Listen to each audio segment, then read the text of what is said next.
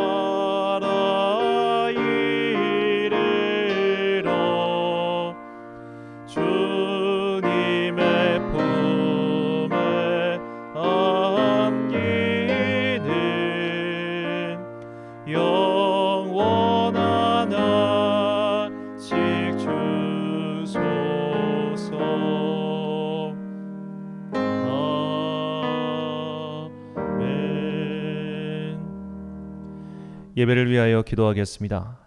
사랑과 은혜가 충만하신 아버지 하나님, 우리가 인생길을 걷다 보면 뜻하지 않은 난관을 만나거나 또는 길이 보이지 않는 어둠컴컴한 때를 지날 때가 너무나 많이 있습니다. 그때마다 주님의 말씀이 우리의 발에 등이 되게 하시고 내 길에 나침반이 되게 하셔서 이 어려운 모든 것들을 능히 뚫고 나갈 수 있는 주님의 은혜의 등대가 되게 하여 주시옵소서. 먼저 내 마음속에 이 주님의 말씀의 원리가 바로잡기를 소망합니다. 그때야만 우리는 비로소 내 인생의 길이 어그러지지 아니하고 흩어지지 아니하고 주님께서 우리에게 원하시는 그 바른 길을 온전히 걸어갈 수 있음을 믿습니다. 오늘도 함께 모여서 말씀을 공부하고 이 말씀 가운데 주님의 뜻을 찾고자 하오니 주여 우리에게 성령님의 조명과 성령님의 인도하심과 성령님의 지혜를 내려주셔서 이 어려운 성경의 말씀을 온전히 깨달아 내 인생의 나침반으로 삼게 되는 주의 자녀들 되게 하여 주시옵소서. 오늘도 원근각처 각자의 자리에서 예배드리고 있는 주님의 자녀들을 기억하옵소서. 그들이 때로는 자동차 안에서 때로는 자기 직장의 책상 위에서 또는 가정에서 각자 화면을 켜고 예배를 드릴 때에 그 성령님의 동일하신 은총이 그들 가운데 간절히 임하기를 또한 소망합니다. 우리 성도들을 위하여 기도합니다. 인생의 어려움을 만난 사람들, 육체의 질병을 겪고 있는 사람들, 또한 인생의 학업의 문제로 인해서 또한 고민하며 하고 있는 모든 사람들, 그 각자의 소망과 간구를 알고 계시오니 주님께서 그들의 간구에 응답하여 주시고 인생의 어려움을 잘 통과하여 주님께 마침내 그 받았던 복을 감사로 제사를 드리는 주의 자녀들 되게 하여 주시옵소서. 연로하신 성도님들을 기억하시고 그들이 아침에 일어날 때 건강하게 하시며 저녁에 자리에 누울 때 평안할 수 있도록 그들의 육체 가운데 새 힘을 주시고 마음속에 날마다 주님을 향한 열정과 천국을 향한 소망이 더욱더 타오르게 하여 주시옵소서. 함께 믿는 믿음의 동정들과 가족들을 위하여 기도하오니 주님께서 그들에게 동일한 은총을 항상 내려주사 다 같이 손을 잡고 주님의 나라를 위하여 힘써가는 당신의 자녀들 되게 하여 주옵소서. 이제 주님의 말씀을 듣습니다. 이 말씀이 때로는 인생의 질고를 겪고 있으며 때로는 인생의 어둠을 겪고 있는 우리에게 말씀의 나침반 믿음의 등대가 되기를 간절히 소망하오며 이 모든 말씀 우리를 사랑하시고 우리에게 말씀을 깨우쳐 주시는 거룩하신 예수 그리스도의 이름으로 기도드립니다. 아멘.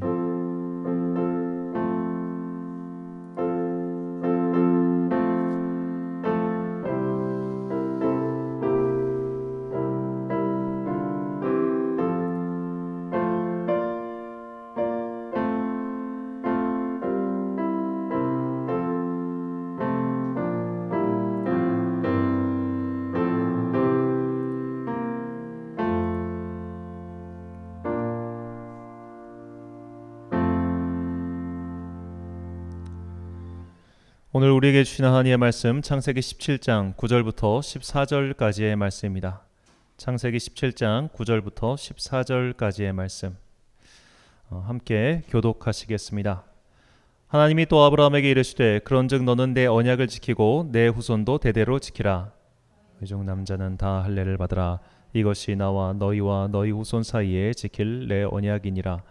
너희는 포피를 베어라. 이것이 나와 너희 사이에 언약의 표징이니라. 너희는 대대로 모든 남자는 집에서 난 자나 또는 너희 자손이 아니라 이방 사람에게서 돈으로 산 자를 막론하고 난 지 8일 만에 할례를 받을 것이라. 너희 집에서 난 자든지 너희 돈으로 산 자든지 할례를 받아야 하리니 이는 내 언약이 너희 살에 있어 영원한 언약이 되려니와. 할례를 받지 아니한 남자 곧 그 포피를 베지 아니한 자는 백성 중에서 끊어지리니 그가 내 언약을 배반하였음이니라. 아멘. 왜 할례인가라는 제목으로 하나님의 말씀 선포하겠습니다.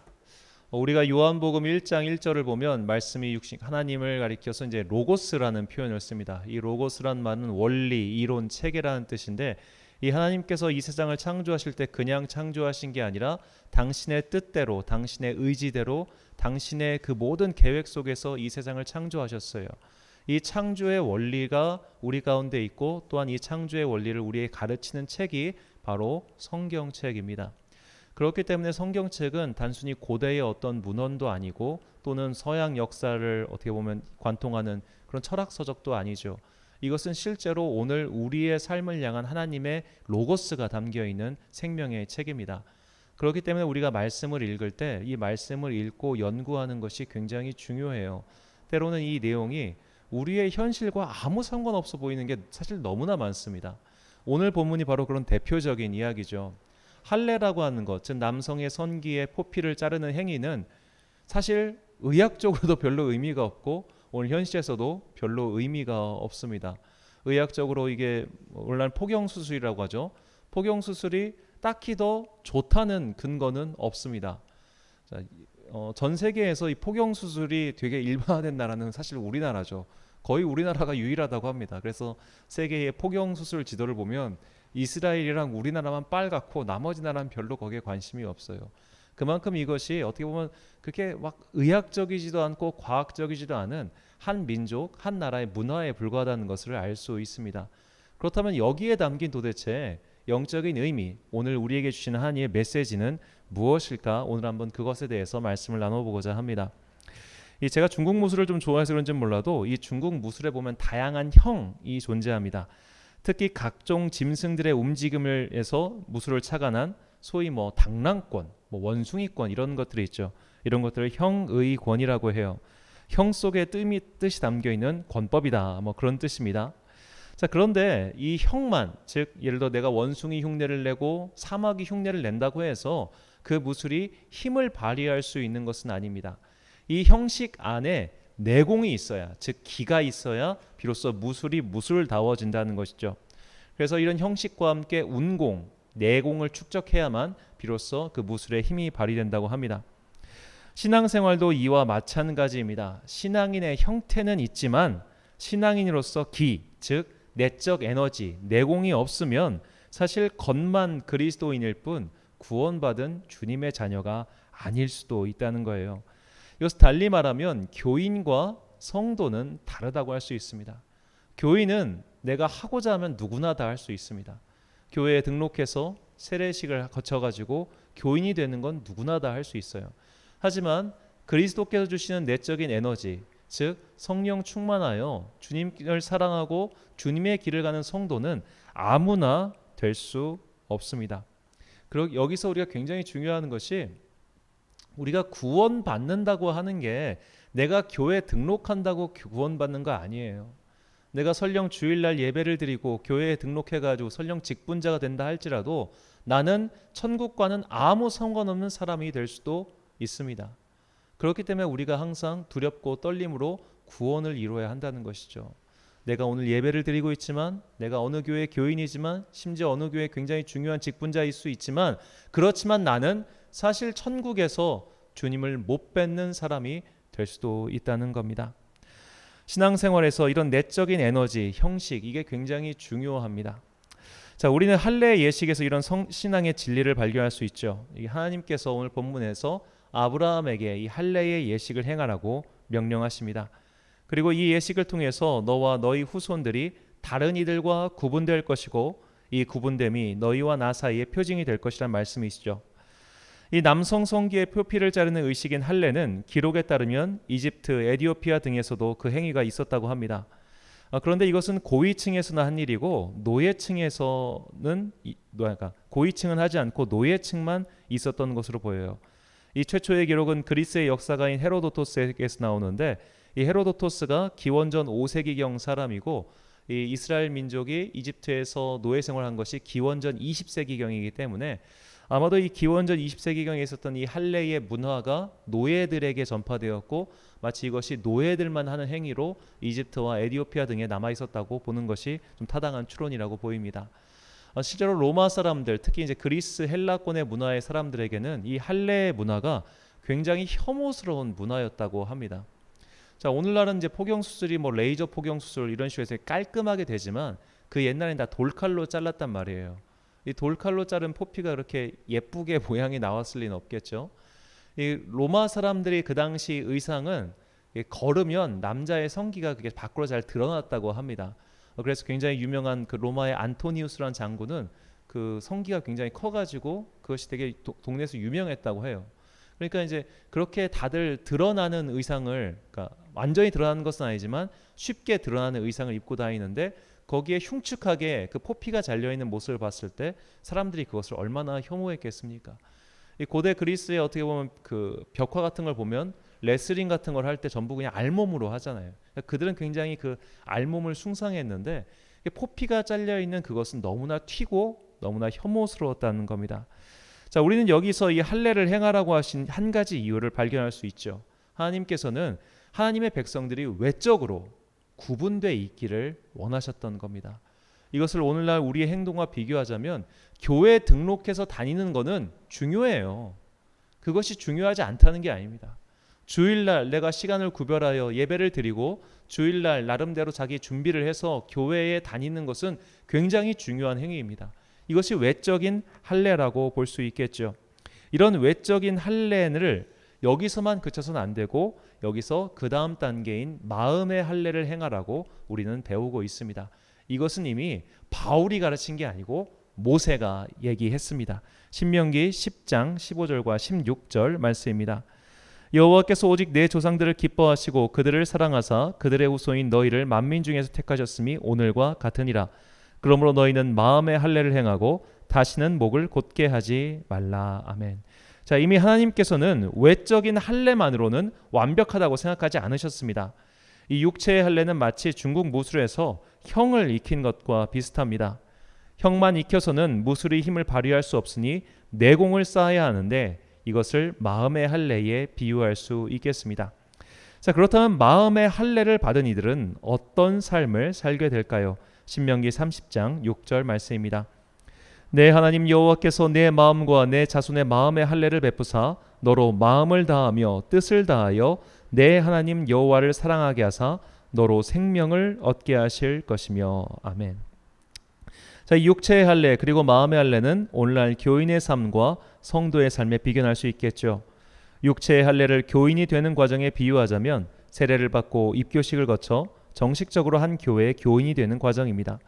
그리고 마음의 할례는 성령을 받아 마음과 영혼이 새롭게 되어 하나님을 온전히 따르는 성도가 되는 것이죠. 이것을 중생 또는 신생이라고 표현합니다. 새롭게 태어나는 것, 거듭나는 것이죠. 자, 이 두 가지는 모두 중요합니다. 어떤 사람들은 이런 육체의 할례는 중요하지 않아, 중요한 것은 네가 성령님을 체험하고 거듭나는 거야 라고 말하는 사람도 있습니다.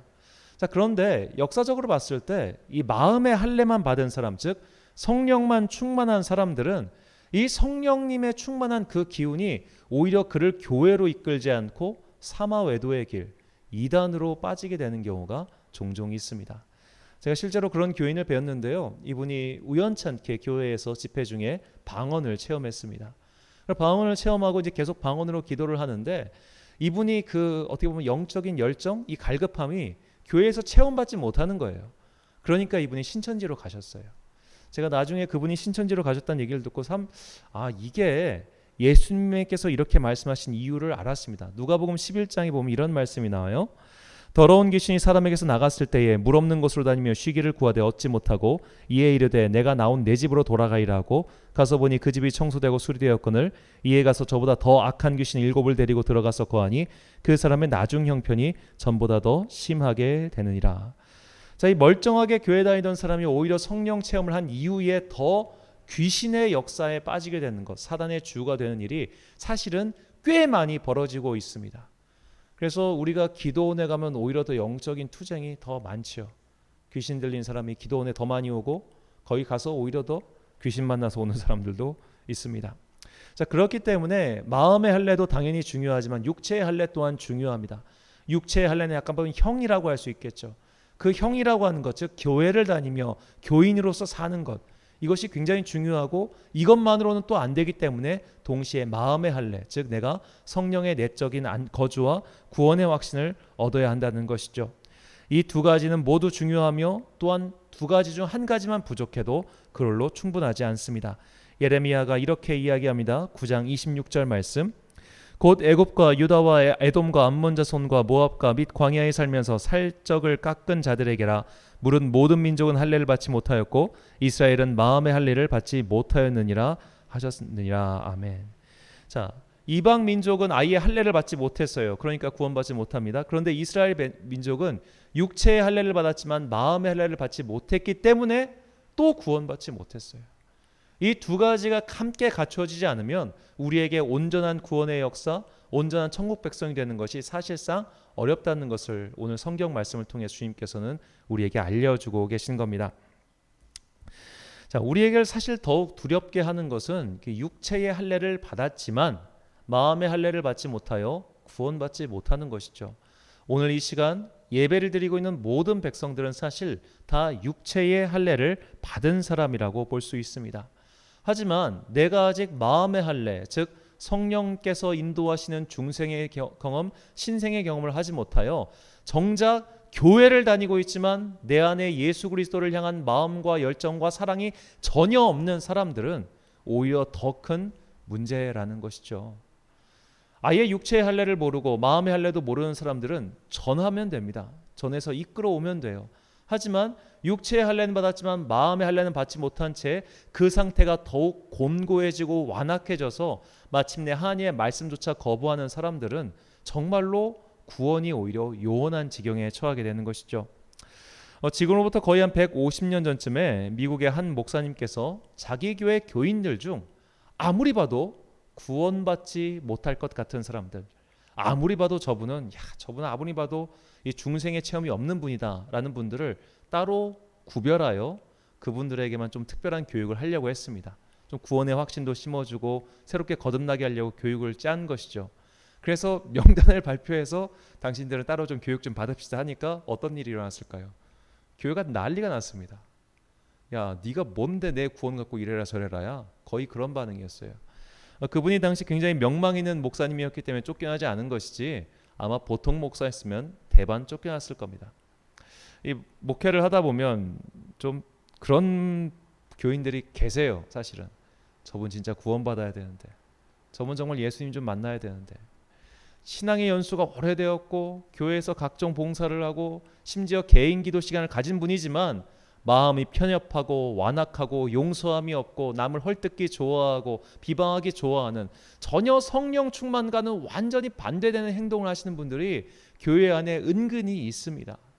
그런 분들에게는 말씀을 아무리 가르쳐도 말씀이 들어오지 않아요. 왜냐하면 그 말씀을 가지고 남을 정죄하기 때문에. 그렇게 육체의 할례는 받았지만 마음의 할례는 받지 못해서 정말 저분이 구원받을 수 있을까를 의심하게 만드는 사람들, 우리가 그런 사람이 되지 않기 위해서 우리는 항상 마음의 할례에 대해서 고민하고 또한 그것을 받아야 하는 것이죠. 예수님 당시 바리새인들이 육체의 할례는 받았지만 마음의 할례는 받지 못한 자들이었고, 바울을 쫓아다니며 하나님의 선교를 방해한 이들이 육체의 할례는 받았지만 마음의 할례는 받지 못한 자들이었습니다. 예수님께서는 오히려 육체의 할례는 받지 못했지만 마음의 할례를 받았던 믿음이 뛰어났던 사람들, 그들을 칭찬하시죠. 예수님께 믿음을 칭찬받은 사람은 성경에 두 사람밖에 없습니다. 로마의 백부장과 그리고 수로보니게 여인 두 사람뿐이에요. 둘 다 이방인이었고 둘 다 육체의 할례는 받지 못했지만 그들에게는 예수님을 온전히 믿는 믿음이 있었기 때문에 주님께 칭찬을 받았던 것이죠. 사도 바울은 이런 할례에 대해서 로마서에서 다음과 같이 길게 설명하고 있습니다. 로마서 2장 25절부터 29절까지의 말씀을 세번역 성경으로 읽겠습니다. 율법을 지키면 할례를 받은 것이 유익하지만 율법을 어기면 그대가 받은 할례는 할례를 받지 않은 것으로 되어버립니다. 그러므로 할례를 받지 않은 사람이 율법의 규정을 지키면 그 사람은 할례를 받지 않았더라도 할례를 받은 것으로 여겨질 것이 아니겠습니까? 그리고 본래 할례를 받지 않았더라도 율법을 온전히 지키는 사람이 율법의 조문을 가지고 있고 할례를 받았으면서도 율법을 범하는 사람인 그대를 정죄할 것입니다. 겉모양으로 유대 사람이라고 해서 유대 사람이 아니요 겉모양으로 살갗에 할례를 받았다고 해서 할례가 아닙니다. 오히려 속 사람으로 유대 사람인 이가 유대 사람이며 율법의 조문을 따라서 받는 할례가 아니라 성령으로 마음에 받는 할례가 참 할례입니다. 이런 사람은 사람에게서가 아니라 하나님에게서 칭찬을 받습니다. 아멘. 속 사람이 변하면 겉모양도 따라 변해야 합니다. 겉모양이 변했으면 그에 따라 속 사람도 변해야 하지요. 그 신세계라는 영화가 있습니다. 그 영화를 보면 이 주인공 이자성 역할을 하는 이정재 씨는 원래 경찰로 뽑혔지만 이 깡패 조직에 위장 취업하지요. 그리고 이 깡패 조직의 정보를 경찰로 흘려보내는 역할을 합니다. 하지만 오랜 깡패 생활을 하면서 그는 마침내 완전히 깡패가 됩니다. 속사람이 아무리 경찰이어도 겉사람으로 오래 깡패 생활을 하면 결국 속사람도 깡패가 되는 것이죠. 그러니 겉모양을 하찮게 여겨서도 안 됩니다. 성도가 주의를 지키고 교회의 일원이 되고 교회를 통해 신앙생활을 하는 것이 중요한 이유가 바로 여기 있습니다. 하지만 겉사람과 더불어 속사람이 변하지 않으면 아무 능력도 나타나지 않고 무엇보다 구원조차 받을 수 없어집니다. 이 단테이가 쓴 신곡을 보면 이 지옥의 밑바닥에 있는 가장 많은 사람들이 저와 같은 전문 종교인들입니다. 겉사람은 예수의 사람인 척해도 마귀의 자식인 이들이 많습니다. 그러니 겉사람의 변화와 속사람의 변화를 우리는 둘 다 놓쳐서는 안 될 것입니다.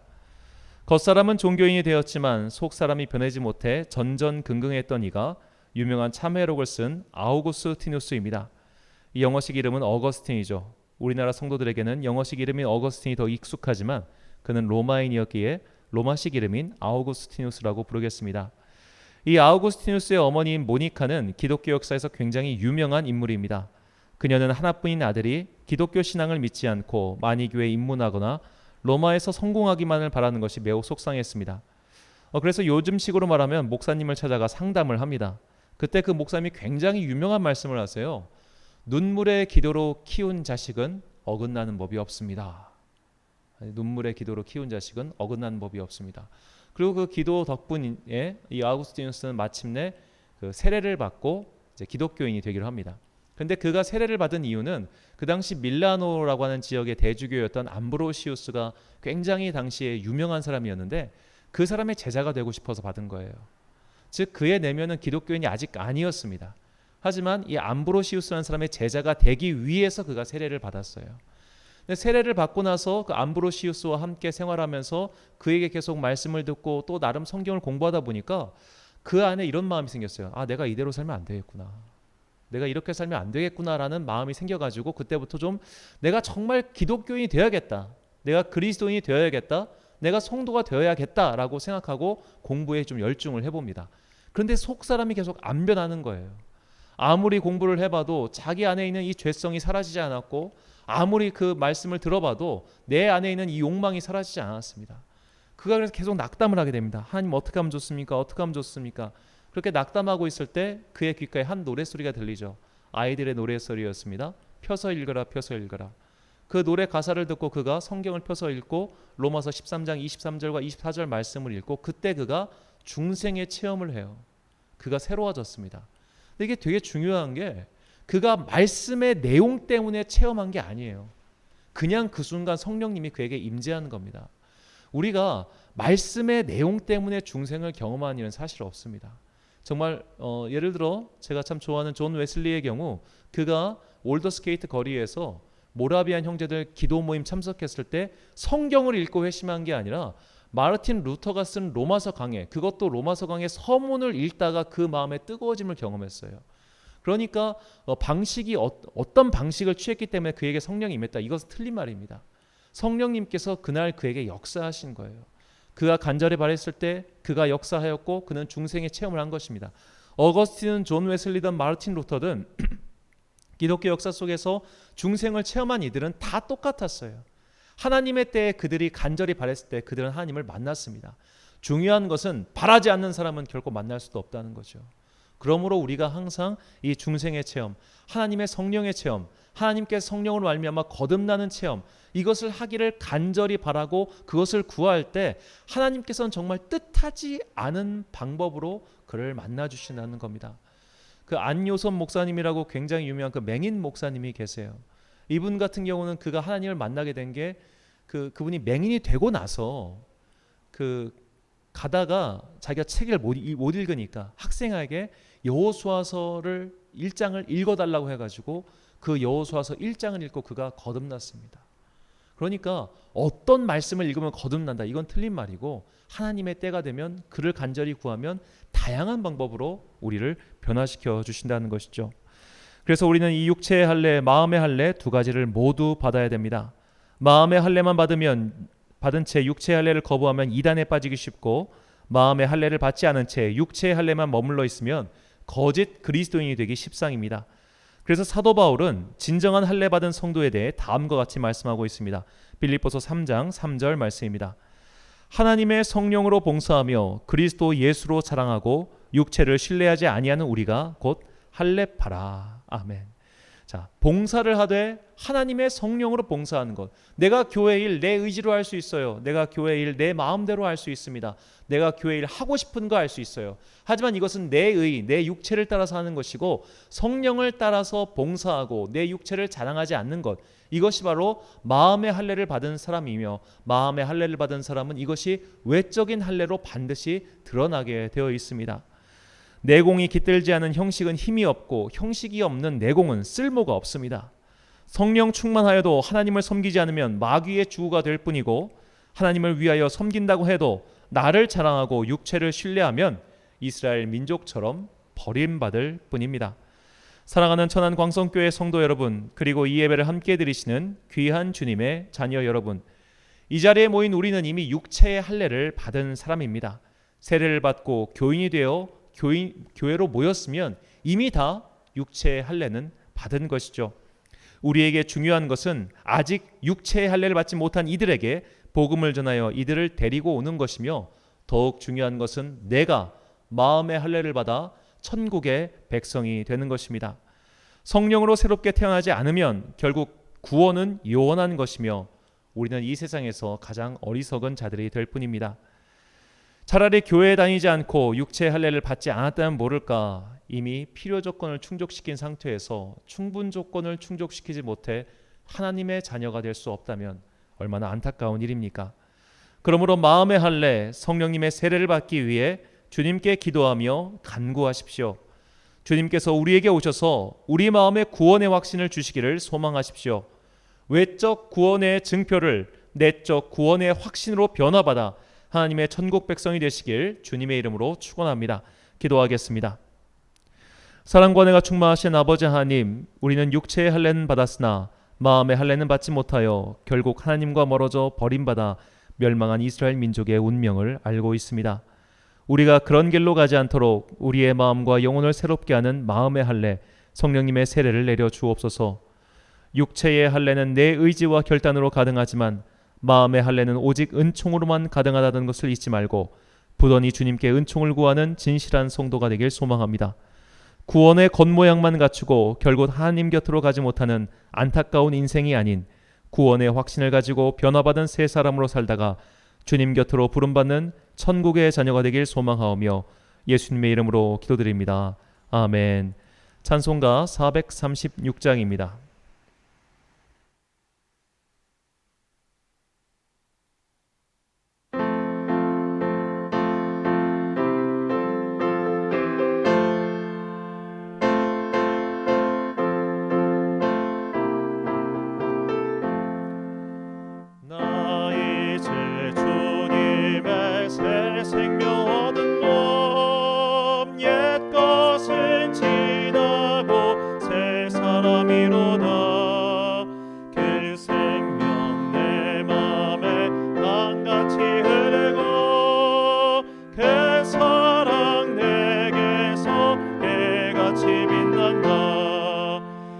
영생을 노리며 주 안에 살리라.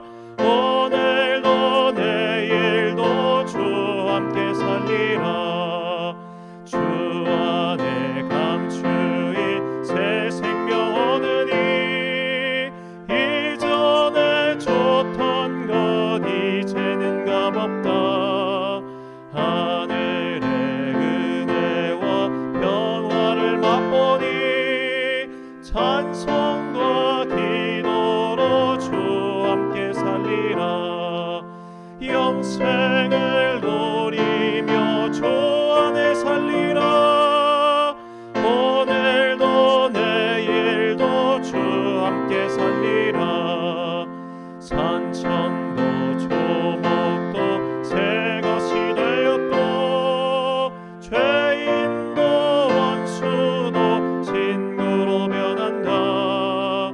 새 생명 얻은 자 영생을 누리니 주님을 모신 밤새 하늘이로다.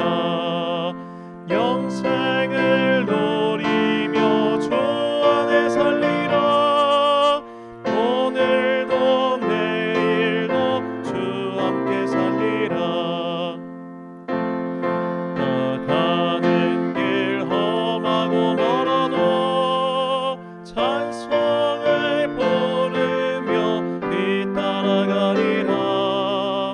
나 주를 모시고 영원히 살리라. 날마다 섬기며 주 함께 살리라. 영생을 노리며 주 안에 살리라. 오늘도 내일도 주 함께 살리라.